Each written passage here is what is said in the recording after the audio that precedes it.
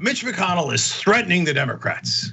If you guys take away the filibuster, my God, we will then do our agenda. Okay, I think that's how democracy works, but let's break it down. First of all, let's get McConnell warmed up with this clip. Some Democratic senators seem to imagine this would be a tidy trade-off. If they could just break the rules on a razor-thin majority. But Mr. President, anyone who really knows the Senate knows that's not what would happen.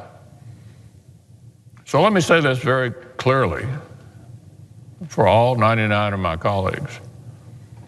Nobody serving in this chamber can even begin to imagine what a completely scorched earth Senate would look like. So look, I tell the turtle to slow his roll, but it's pretty slow to begin with. This will be scorched earth right there. You'll see what I can do. Look, if I was Schumer, I'd laugh that stuff off. But hey, have at it, Hoss. Do your best. And you know what? Every time you pop your head out of your shell and tell me, oh, I'm going to do this legislative maneuver, I'll just kill that legislative maneuver. You know why? Because I'm in the majority and you're not. But Democrats don't roll that way, of course, because they're weak. So, but let's say, here's McConnell doing more threats about how I'm going to tie everything up. Even before we get to the filibuster, he's going to do threats on filibuster and say, I'm going to tie you up on rules and regulations. Ooh, go ahead, Mitch. Everything that Democrat Senates did to Presidents Bush and Trump, everything the Republican Senate did to President Obama, would be child's play compared to the disaster that Democrats would create for their own priorities if they break the Senate. Even the most basic aspects of our colleagues' agenda, the most mundane task of the Biden presidency, would actually be harder, not easier, for Democrats in a post-nuclear Senate. So in other words, if you get rid of the filibuster, again, I'm gonna tie you down with all these rules and regulations. And what we did to Obama will be nothing compared to this. First of all, let me explain what they did to Obama. For about 50 years, the filibuster was used on average less than once a year. McConnell started using it on average 80 times a year under Obama. Dude, you fired all your missiles. You got nothing left. This is the most obvious bluff in the world. And whatever you have left, we can counter it in the majority. So to the rest of us, this looks like the emptiest threat anybody's ever seen. I guarantee you, like the Democrats are ordering Depends now. They already bought the stock in it. It is insider trading. Oh my God, what's Mitch gonna do to us with rules and regulations? You know what's so crazy is I hear that and hear a couple of things. One, if I'm a Republican voter and I had the presidency, I had the Senate, I had the House, and you did none of this stuff, any of it, at any point, what does that say about this party? What does that say about this leadership and about what they actually want to do when they get in power? Because I don't understand how just the filibuster is what kept was saved between you and all of these Republican wet dreams that never came through. It's nonsense. And I love the idea that shoveling money up to the richest Americans all over again isn't just the only thing that they want to do. Like there's just no proof Mitch McConnell wants to do any of the crap that he just threatened to do. And lastly, basically all this tells me is that Democrats need to remember Obamacare. Remember, we're gonna repeal and replace. As soon as we get in there, we're gonna kill these guys. We're gonna do this. They couldn't strip a single one of the things that everybody loved about Obamacare. And that's why you see this threat. They know once policies that people like get enacted, they can't reverse them. That's why they can't take away Social Security. They can't take away Medicare. They can't take away pre-existing conditions. Hell, even the stimulus spending. They saw all the spending Trump did, the checks that people got, the unemployment benefits. People loved it.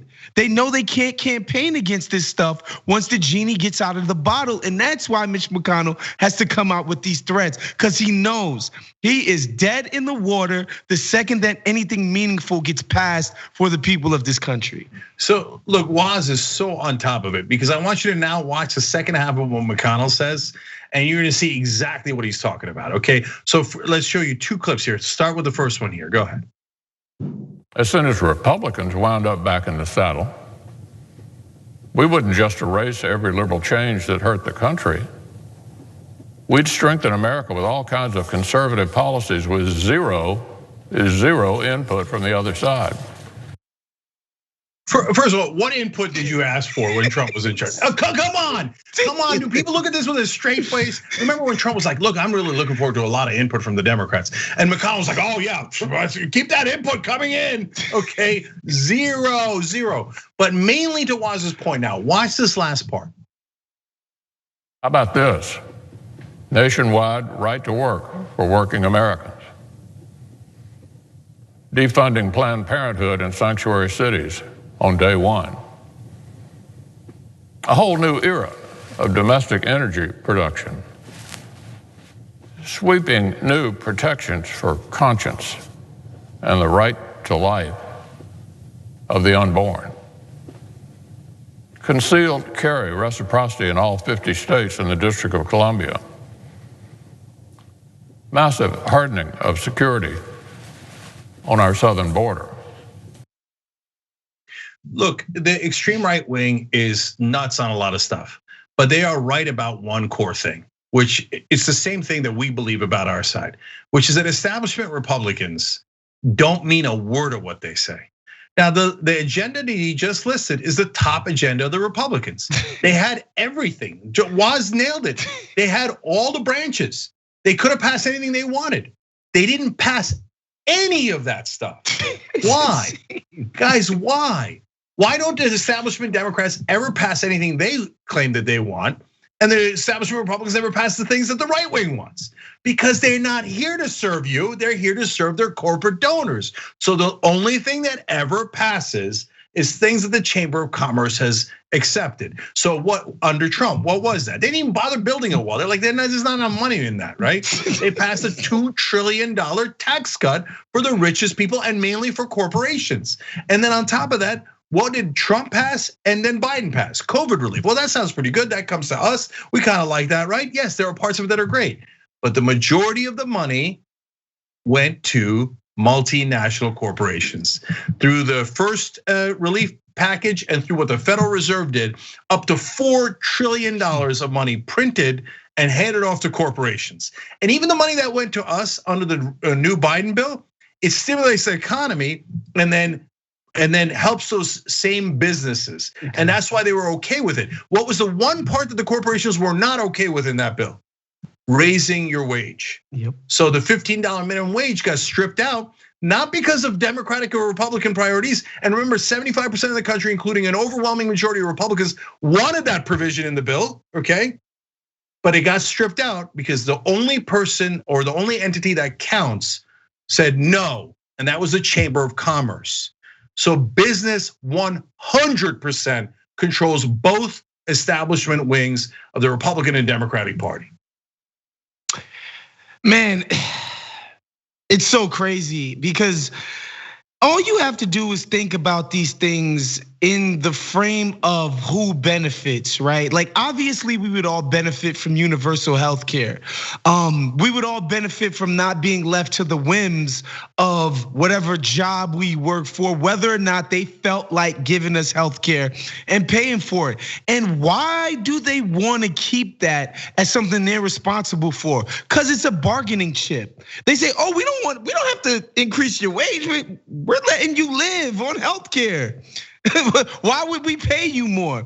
Why would they want a minimum a wage hike of $15? Because something like Amazon would look and say, look, if you wanted to go work at McDonald's for $8, you could do that, or you could come mess with us for 14. If McDonald's was offering $15 an hour, Amazon would have to raise their wages. That's the only people who are against these things, these provisions, are capital. Nobody else. Economists, the people who study this stuff, have all basically come to agreement like there's no reason not to do this. Actually, universal healthcare would bring down the cost of it. A minimum wage hike would not materially cripple the economy. In fact, it would work for everybody, all people involved. The only people against it, like Cenk, like just beautifully just illustrated, is capital, is the business class. Yeah, and by the way, we do the show with the audience. So YouTube super chat, sometimes we read those comments. Subliminal Sapper just wrote in, the right has rhinos and we have dinos, both in their age and the way that they vote. Okay, it's 100% true, smartest audience in the world. Okay, hit the join button below if you want to join us on YouTube. All right, now look, one last thing about that. Think about what Mitch McConnell is telling you. If the Republicans were to hold the House, the Senate, and the White House again, we would pass our entire agenda. Okay, what would be wrong with that if we live in a democracy? Now, I don't like their agenda, so I'd fight against their agenda. But yeah, that's what's supposed to happen in a democracy. If you win, you do your agenda.